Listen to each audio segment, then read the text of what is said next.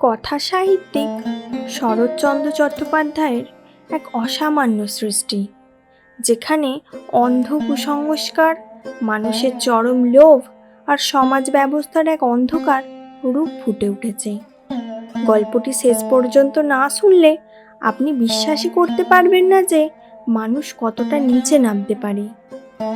নমস্কার, সাহিত্যেশ্বর চ্যানেলে আপনাদের স্বাগত। আজ আমরা শুনতে চলেছি শরৎচন্দ্রের কালজয়ী গল্প ছেলে ধরা। হেডফোনটা কানে গুঁজে নিন আর হারিয়ে যান এই রোমাঞ্চকর উপাখ্যানে। চলুন তবে শুরু করা যাক। সেবার দেশময় রটে গেল যে 3টি শিশু বলি না দিলে রূপনারায়ণের ওপর রেলের পুল কিছুতেই বাঁধা যাচ্ছে না। 2টি ছেলেকে জ্যান্ত থামের নিচে পোঁতা হয়ে গেছে, বাকি শুধু একটি সংগ্রহ হলেই পুল তৈরি হয়ে যায়। শোনা গেল রেল কোম্পানির নিযুক্ত ছেলেধরারা শহরে ও গ্রামে ঘুরে বেড়াচ্ছে। তারা কখন এবং কোথায় এসে হাজির হবে কেউ বলতে পারে না।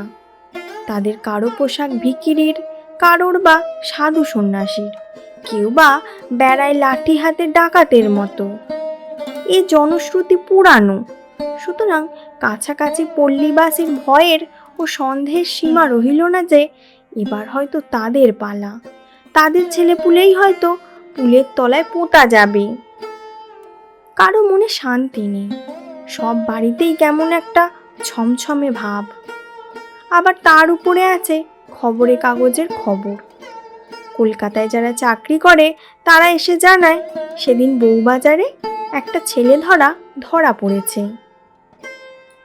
কাল করেয়ায় আর একটা লোককে হাতে নাতে ধরা গেছে, সে ছেলে ধরে ঝুলিতে পুড়ছিল। এমনই কত খবর। কলকাতার অলিতে গলিতে সন্দেহক্রমে কত নিরীহের প্রতি কত অত্যাচারের খবর লোকের মুখে মুখে আমাদের দেশে এসে পৌঁছলো। এমনই যখন অবস্থা, তখন আমাদের দেশেও হঠাৎ একটা ঘটনা ঘটে গেল। সেইটিই বলি তোমাদের। পথের অদূরে একটা বাগানের মধ্যে বাস করেন বৃদ্ধ মুখুজ্জে দম্পতি। ছেলে পুলে নেই, কিন্তু সংসারে ও সাংসারিক সকল ব্যাপারে আসক্তি 18 আনা। ভাইপোকে আলাদা করে দিয়েছেন, কিন্তু আর কিছুই দেননি। দেবেন এ কল্পনাও তাদের নেই। সে এসে মাঝে মাঝে দাবি করে ঘটি বাটি তৈজসপত্র।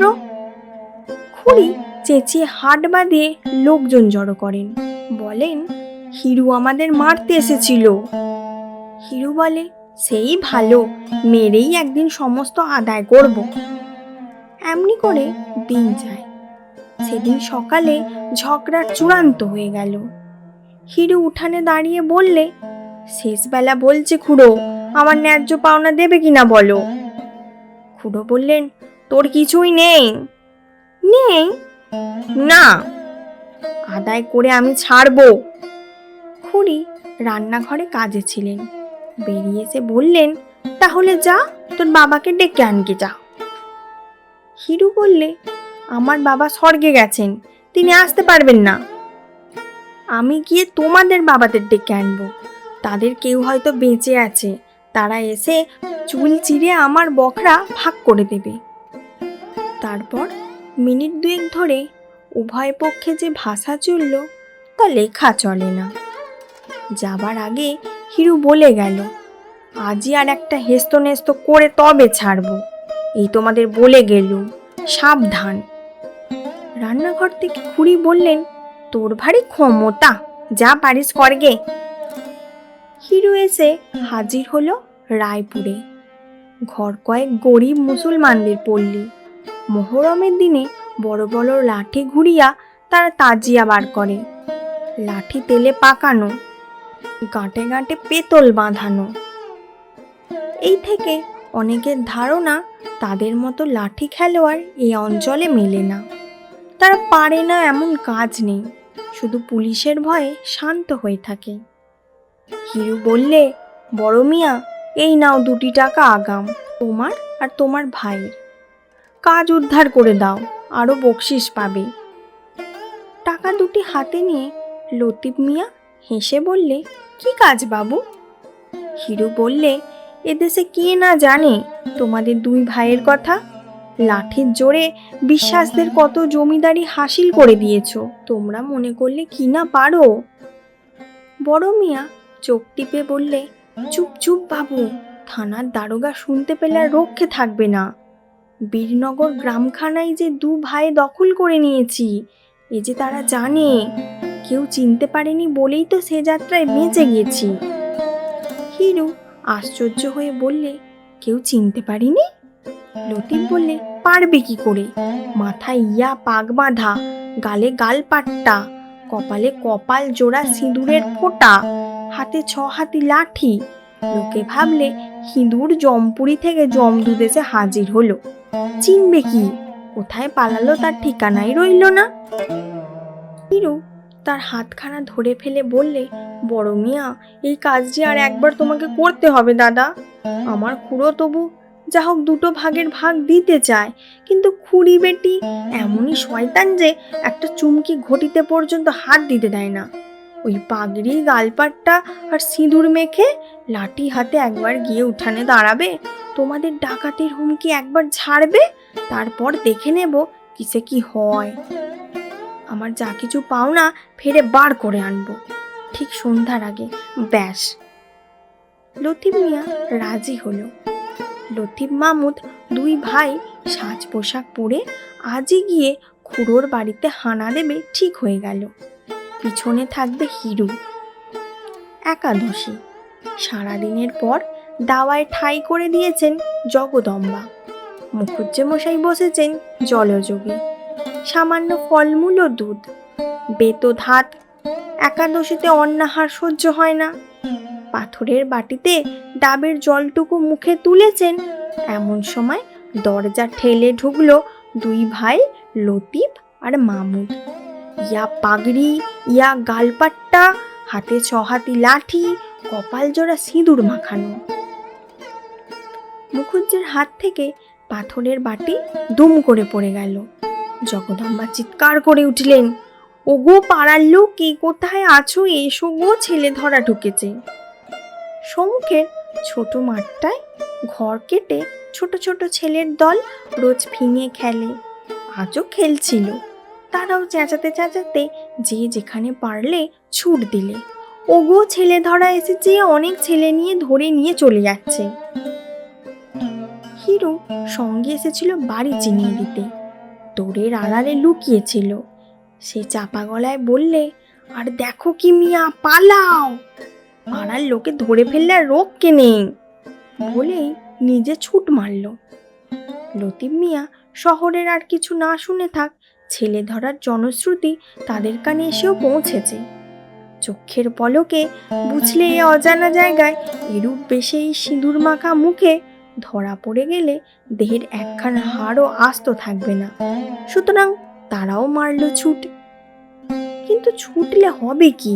পথ অচেনা, আলো এসেছে কমে। চতুর্দিক থেকে কেবল বহু কণ্ঠের সমবেত চিৎকার, ধরে ফেল, ধরে ফেল, মেরে ফেল বেটাদের। ছোট ভাই মামুদ কোথায় পালালো ঠিকানা নেই, কিন্তু বড় ভাই লতিফকে সবাই ঘিরে ফেললে। সে প্রাণের দায়ে কাটা বন ভেঙে লাফিয়ে পড়ল একটা ডোবায়। তারপর সবাই পাড়ে দাঁড়িয়ে দাঁড়িয়ে ছুঁড়তে লাগলো ঢিল। যেই মাথা তোলে অমনি মাথায় পড়ে ঢিল। আবার সে ডুব মারে, আবার ওঠে, আবার মাথায় পড়ে ঢিল। লতিফ মিয়া জল খেয়ে আর ইট খেয়ে আধমরা হয়ে পড়ল। সে যতই হাত জোর করে বলতে চায় সে ছেলে ধরার নয়, ছেলে ধরতে আসেনি, ততই লোকের রাগ আর সন্দেহ বেড়ে যায়। তারা বলে, নইলে ওর গালপাট্টা কেন, ওর পাগড়ি কিসের জন্য, ওর মুখময় এত সিঁদুর এলো কোথা থেকে? পাগড়ি তার খুলে গেছে, গালপাট্টা একধারে ঝুলছে, কপালের সিঁদুর জলে ধুয়ে মুখময় লেগেছে। এসব কথা সে পাড়ার লোকেদের বলেই বা কখন, শোনেই বা কি? ততক্ষণে কতগুলি উৎসাহী লোক জলে নেবে লতিফকে হিঁচড়ে টেনে তুলেছে। সে কাঁদতে কাঁদতে কেবলই জানাচ্ছে সে লতিফ মিয়া, তার ভাই মামুদ মিয়া, তারা ছেলে ধরা নয়। এমন সময় আমি যাচ্ছিলাম সেই পথে। হাঙ্গামা শুনে নেমে এলুম পুকুর পাড়ে। আমাকে দেখে উত্তেজিত জনতা আর একবার উত্তেজিত হয়ে উঠল। সবাই সমস্বরে বলতে লাগলো তারা একটা ছেলে ধরা ধরেছে। লোকটার অবস্থা দেখে চোখে জল এলো। তার মুখ দিয়ে কথা বেরোবার শক্তি নেই। গালপাট্টায়, পাগড়িতে, সিঁদুরে, রক্তে মাখামাখি। শুধু হাত জোড় করছে আর কাঁদছে। জিজ্ঞেস করলুম, ও কার ছেলে চুরি করেছে? কে নালিশ করছে? তারা বললে, তাকে জানে। ছেলে কই? তাই বা কে জানে? তবে এমন করে মারছো কেন? কি একজন বুদ্ধিমান বললে, ছেলে বোধহয় ও পাকে পুঁতে রেখেছে, রাত্রিরে তুলে নিয়ে যাবে, বলি দিয়ে পুলের তলায় পুঁতবে। বললুম, মরা ছেলে কখনো বলি দেয়া যায়? তারা বলল, মরা হবে কেন, জ্যান্ত ছেলে। পাকে পুঁতে রাখলে ছেলে জ্যান্ত থাকে কখনো? যুক্তিটা তখন অনেকের কাছে সমাচীন বোধ হলো। এতক্ষণ উত্তেজনার মুখে সে কথা কেউ ভাববার সময়ই পায়নি। বললুম, ছাড়ো ওকে। লোকটাকে জিজ্ঞেস করলুম, মিয়া, ব্যাপারটা সত্যি কি বলো তো? এখন অভয় পেয়ে লোকটা কাঁদতে কাঁদতে সমস্ত ঘটনা বিবৃত করল। মুখুজ্জে দম্পতির ওপর কারো সহানুভূতি ছিল না। শুনে অনেকের করুণাও হলো। বললুম, লতিফ, বাড়ি যাও, আর কখনো এসব কাজে এসো না। সে নাক মূললে কান মূললে, খোদার কি নিয়ে বললে, বাবু মশাই, এসব কাজ আর কখনো করব না। কিন্তু আমার ভাই গেল কোথায়? বললুম, ভাইয়ের ভাবনা বাড়ি গিয়ে ভেবো লতিফ, এখন নিজের প্রাণটা যে বাঁচলো এই ঢের। লতিফ খোঁড়াতে খোঁড়াতে কোনো মতে বাড়ি চলে গেল। অনেক রাত্রে আর একটা প্রচণ্ড কোলাহল উঠল ঘোষালদের পাড়ায়। তাদের ঝি গোয়ালে ঢুকেছিল গরুকে ঝাঁপ দিতে। খড়ের ঝুড়ি টানতে গিয়ে দেখে হঠাৎ তার মধ্যে একটা ভীষণ মূর্তি লোক বেরিয়ে ঝির পা দুটো জড়িয়ে ধরল। ঝি যতই যায়, বেরো গো, কে কোথায় আছো, ভূত আমাকে খেয়ে ফেললে। ভূত ততই তার মুখ চেপে ধরে, বলে, মাগো, আমাকে বাঁচাও, আমি ভূত পেরেত নই, আমি মানুষ। চিৎকারে বাড়ির কর্তা আলো নিয়ে লোকজন নিয়ে এসে উপস্থিত। আগের ঘটনা গাঁয়ের সবাই শুনেছে, সুতরাং ছোট ভাইয়ের ভাগ্যে বড় ভাইয়ের দুর্গতি আর ঘটল না। সবাই সহজে বিশ্বাস করলে এই সেই মামুদ মিয়া, ভূত নয়।